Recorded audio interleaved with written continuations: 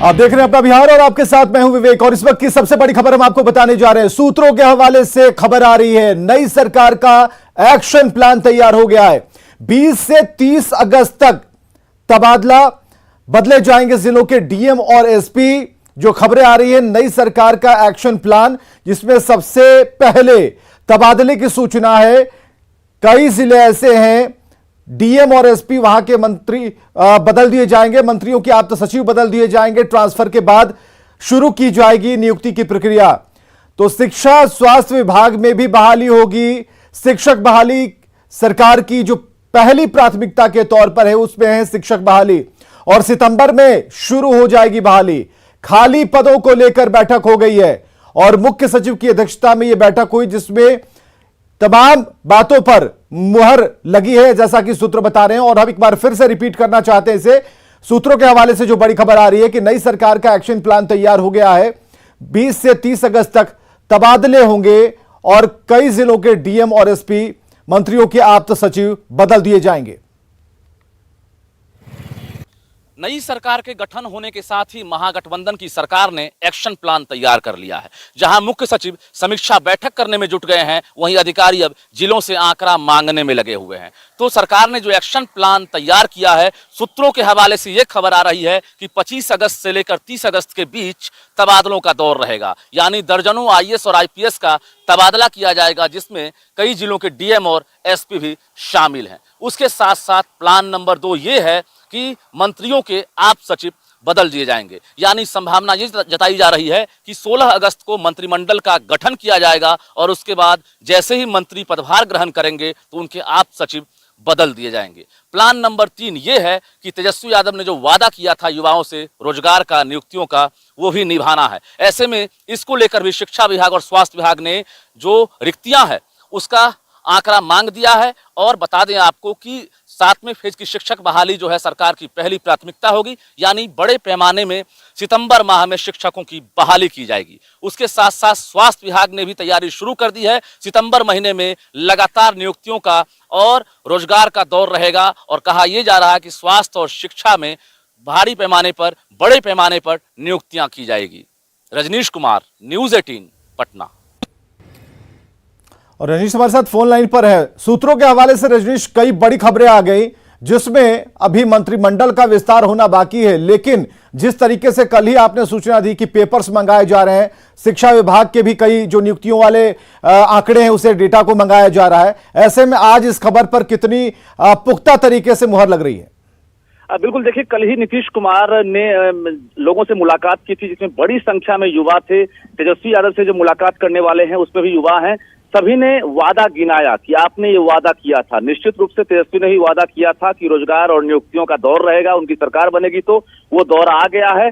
और जो खबर आ रही है हमारे पास कि मुख्य सचिव जो है तमाम विभाग के जो प्रधान सचिव हैं, निदेशक हैं, उनके साथ बैठक की है और सभी जिलों में जो रिक्तियां हैं, अलग अलग विभागों में, खासकर स्वास्थ्य और शिक्षा में जो रिक्तियां हैं, उसको लेकर जोड़ा मांग दिया है और उसकी समीक्षा की जा रही है। तो निश्चित रूप से दूसरी खबर यह है कि 25 और 30 अगस्त के बीच में इस तबादलों का दौर रहेगा। ये भी खबर आ रही है कि सरकार एक्शन में आएगी और मंत्रिमंडल का गठन होने के साथ ही कई जिलों के आईएएस और आईपीएस का तबादला होगा, डीएम और एसपी का तबादला किया जाएगा, साथ ही मंत्रियों के आप सचिव बदले जाएंगे। कुल मिलाकर रोजगार और नियुक्तियों का ये दौर माना जा रहा है और सितंबर महीने को सबसे प्राइम मंथ कहा जा रहा है। इसमें सरकार जो है बहुत कुछ खुलासा करेगी और बहुत कुछ तोहफा देगी। जी, तो 10 लाख नौकरियों को देने का जो सवाल था, जो मैनिफेस्टो में था आरजेडी के, और कई सवाल आप लोगों की तरफ से भी तेजस्वी से पूछे गए, तो क्या मान सकते हैं कि एक शुरुआत के तौर पर इसे, ताकि लोगों तक ये मैसेज जाना चाहिए कि जो तेजस्वी ने कहा था उसे फुलफिल करने के लिए वो प्रयास कर रहे हैं? बिल्कुल, देखिए, तेजस्वी किया था वो सवाल भी पूछा गया है। उन्होंने कहा कि फेज बाय फेज जो है हम नियुक्तियां करेंगे, संविदा आधारित नियुक्ति हो या फिर अस्थायी नियुक्ति हो, लेकिन नियुक्तियां होंगी। तो इंतजार करना जरूरी है। लेकिन खबर ये आ रही है कि अभी चीफ मिनिस्टर के साथ साथ डिप्टी सीएम ही अभी शपथ लिए हैं, लेकिन जिस तरह से एक्शन प्लान तैयार किया गया है, माना यह जा रहा है कि अगले 1 मंथ के अंदर, 1 महीने के अंदर कुछ न कुछ बड़ा होगा और बिहार वासियों का इंतजार जो है वो भी सफल होगा। बहुत बहुत शुक्रिया रजनीश, तमाम जानकारियों के लिए, बड़ी खबर के लिए। बिहार में महागठबंधन की सरकार तो बन गई, लेकिन अब सबकी नजरें मंत्रिमंडल विस्तार पर टिकी हैं कि नई सरकार में किस दल के पास कितने विभाग होंगे और नई सरकार के सिपहसालार कौन होंगे। आज मुख्यमंत्री नीतीश कुमार ने मंत्रिमंडल विस्तार की तारीख तो नहीं बताई, लेकिन यह जरूर कह दिया कि 15 अगस्त के बाद विस्तार हो जाएगा और बताया जा रहा है कि 16 अगस्त को मंत्रिमंडल का विस्तार हो सकता है। नीतीश कुमार सत्यनिष्ठा से प्रतिज्ञान करता हूं। बिहार में हाई वोल्टेज सियासी ड्रामे के बाद नीतीश कुमार की अगुवाई में महागठबंधन की सरकार बन गई। अब नजरें नए मंत्रिमंडल के गठन पर टिकी हैं। हालांकि नीतीश कुमार ने साफ कर दिया है कि स्वतंत्रता दिवस के बाद ही मंत्रिमंडल का विस्तार होगा। मतलब 16 अगस्त से पहले मंत्रिमंडल का विस्तार नहीं होगा। मंत्रिमंडल का विस्तार कब तक हो जाएगा? यथाशीघ्र होगा, बहुत जल्दी होगा। 16 के बाद ज्यादा समय नहीं, 15 के बाद मंत्रिमंडल का विस्तार कब तक हो जाएगा? यथाशीघ्र होगा, बहुत जल्दी होगा। 16 के बाद ज्यादा समय नहीं, 15 के बाद। नीतीश कुमार ने गवर्नर को 7 पार्टियों के 164 विधायकों का समर्थन पत्र सौंपा है। जानकारी के मुताबिक मंत्रिमंडल का फार्मूला भी तय कर लिया गया है। नई सरकार में मंत्रिमंडल का विस्तार विधायकों की संख्या के आधार पर किया जाएगा। ये तय है कि कांग्रेस भी मंत्रिमंडल में शामिल होगी, लिहाजा मंत्री बनने के लिए कांग्रेस नेताओं में होड़ लग चुकी है। खगड़िया से विधायक छत्रपति यादव ने मंत्री बनने के लिए सोनिया गांधी और राहुल गांधी तक चिट्ठी लिख दी है, क्योंकि इस बार बिहार में मंत्री कौन होगा ये दिल्ली से ही तय होगा। बात तय नहीं हुई है। हमारे प्रभारी जी भक्तचरण दास जी आए हुए हैं और पहले से इस मैंने जितना प्रतिक्रिया है सब में वो भागीदारी है और मैं सोचता हूँ ये बात करेंगे और अपनी बातों से आला कमान को अवगत कराएंगे। वहाँ जो निर्णय होगा हम लोग मानेंगे उसको। संभावित फॉर्मूले के आधार पर आरजेडी कोटे से सबसे ज्यादा यानी 16 से 18 मंत्री बनाए जा सकते हैं। जेडीयू कोटे से 11 से 13, वहीं कांग्रेस कोटे से 4, जीतन राम मांझी की पार्टी को 1 और एक निर्दलीय को मंत्री बनाया जा सकता है। पटना से न्यूज 18 के लिए अमित कुमार और संजय कुमार के लिए। बिहार में महागठबंधन की नई सरकार बन चुकी है और इसके साथ ही सत्ता से अलग होते ही बीजेपी ने नई सरकार पर चौतरफा हमला बोल दिया। केंद्रीय गृह राज्य मंत्री नित्यानंद राय ने कहा कि बिहार में महागठबंधन का गुंडा राज आ गया है।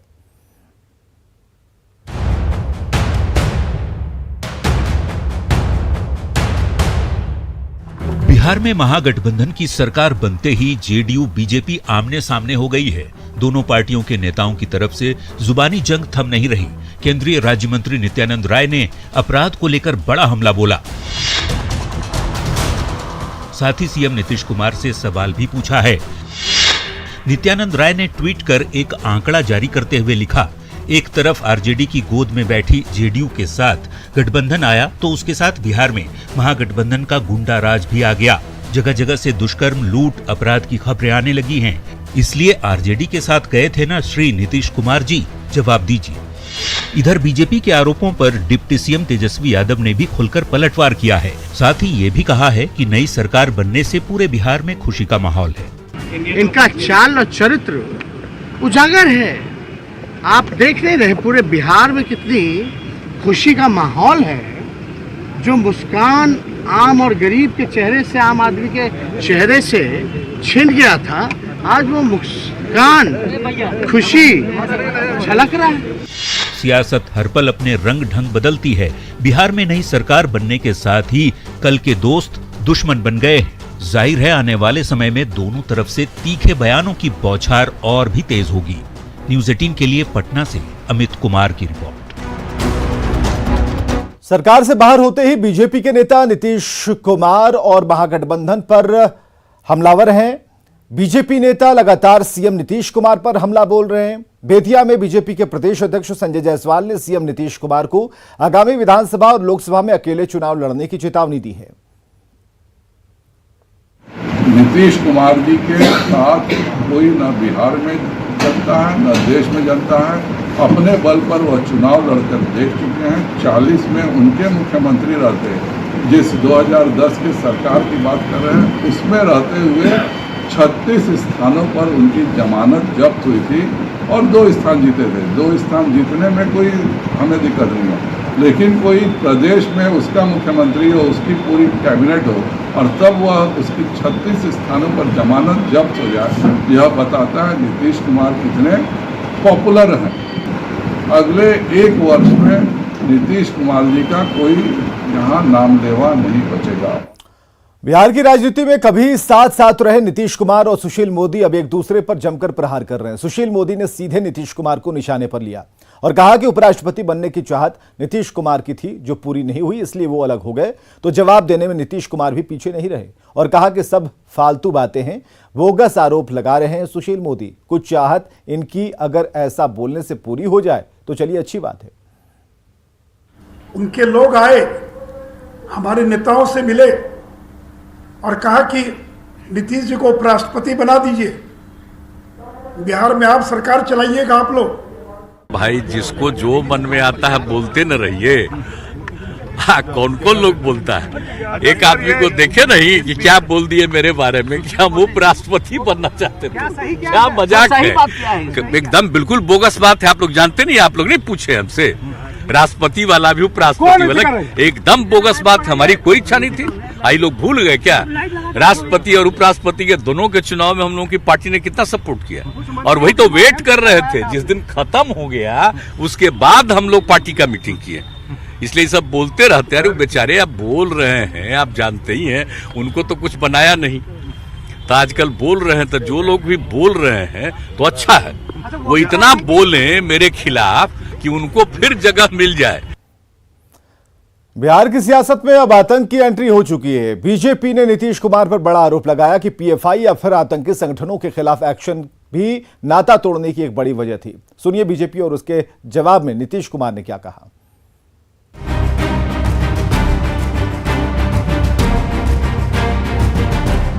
बीजेपी से नाता तोड़ने के बाद नीतीश कुमार ने अपनी पहली प्रतिक्रिया में ही कहा था कि समाज में तनाव पैदा किया जा रहा था, इसलिए फैसला लेना पड़ा।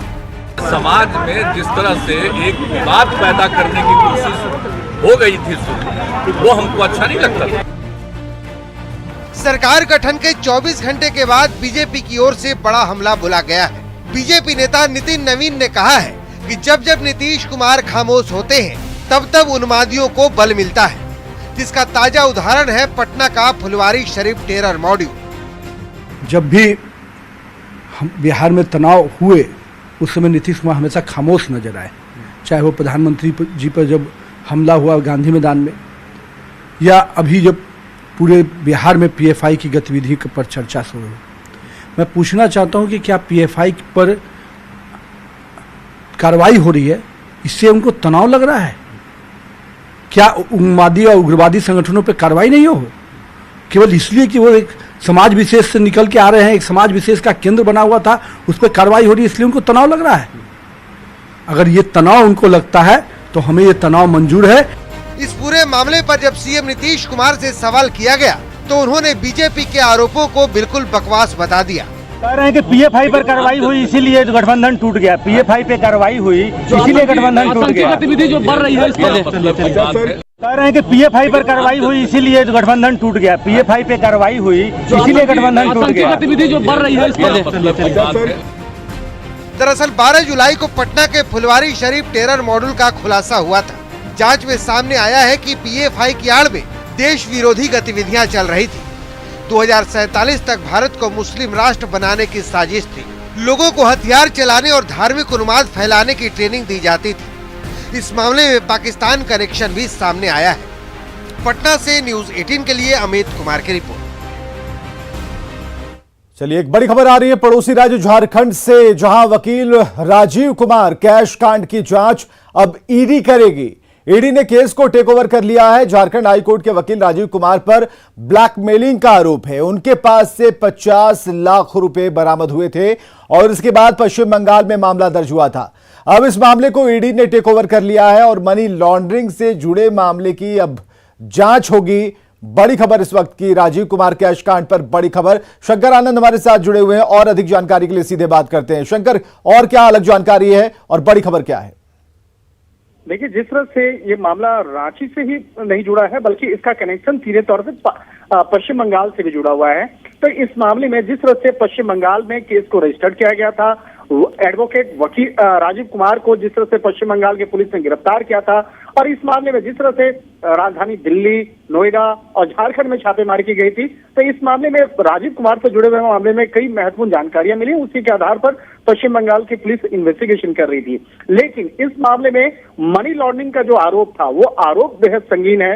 लिहाजा इस मामले की गंभीरता को देखते हुए केंद्रीय जांच एजेंसी प्रवर्तन निदेशालय यानी ईडी ने अब इस केस को रजिस्टर कर लिया है। जो पश्चिम बंगाल पुलिस के द्वारा जो केस को रजिस्टर किया गया था, उस केस को एज इट इज उसको टेक ओवर कर लिया गया है। अब इस मामले पर मनी लॉन्ड्रिंग एक्ट के तहत जांच पड़ताल की जाएगी। इसके साथ ही रांची स्थित जो ईडी की विशेष कोर्ट है, उसके द्वारा इस मामले पर एक विशेष तौर पर एक आदेश भी जारी किया गया है कि 18 तारीख को यानी 18 अगस्त को आरोपी वकील राजीव कुमार को ईडी के सामने पेश करना होगा। ईडी की जो विशेष कोर्ट होगी वहां पर पेश करना होगा। उसके बाद आगे की रिमांड केंद्रीय जांच एजेंसी ईडी लेगी और उसके बाद ईडी इस मामले में विस्तार से पूछताछ करेगी राजीव कुमार से कि किस तरह से मनी लॉन्ड्रिंग के मामलों को अंजाम दिया जा रहा था। जिस तरह से सिर्फ कहा जाए रांची और झारखंड की अगर बात कहा जाए तो तकरीबन 600 से ज्यादा पीआईएल के मामले दर्ज किया गया था। और इस मामले में जिस तरह से ये मामला काफी बड़ा हो गया और इस मामले पर अब जांच एजेंसी ये भी जांच पड़ताल करेगी कि बहुत बहुत शुक्रिया शंकर तमाम जानकारियों के लिए। खबर है समस्तीपुर से, जहां ताजिया जुलूस निकालने के दौरान बवाल मच गया और इसके बाद पुलिस ने लाठीचार्ज की, हवाई फायरिंग की और इस घटना के बाद दो समुदायों में तनाव है। घटना चकमहेसी थाना क्षेत्र के कुड़वा गांव के भट्टी चौक की है, जहां ताजिया जुलूस निकाला गया था और इसी दौरान एक युवक के साथ मारपीट की गई। इसके बाद हंगामा शुरू हो गया। घटना के विरोध में लोगों ने सड़क को जाम किया। मौके पर पहुंची पुलिस ने लाठीचार्ज की, वहां से लोगों को खदेड़ा, हटाने की कोशिश की और इस दौरान एक राउंड हवाई फायरिंग भी की गई है, जो खबर है। हालांकि स्थिति को कंट्रोल में करने के लिए पुलिस लगातार कोशिश कर रही है। पुलिस हमारे यहाँ पे मुस्तैद थी। कल्याणपुर और चकमहेसी दोनों थाना के थाना प्रभारी दल बल के साथ यहाँ पे ये थे, मुस्तैद थे, तो कहीं पे कोई घटना नहीं हुई है। उन लोग को खदेड़ दिया गया है। अभी आदमियों को चिन्हित करके उनके विरुद्ध एफआईआर दर्ज कराया जा रहा है और उनकी गिरफ्तारी के लिए छापेमारी की जा रही है। हर घर तिरंगा अभियान को सफल बनाने को लेकर बीजेपी की तरफ से जगह जगह तिरंगा यात्रा निकाली जा रही है। पटना में शहीद स्मारक से करगिल चौक तक तिरंगा यात्रा निकाली गई।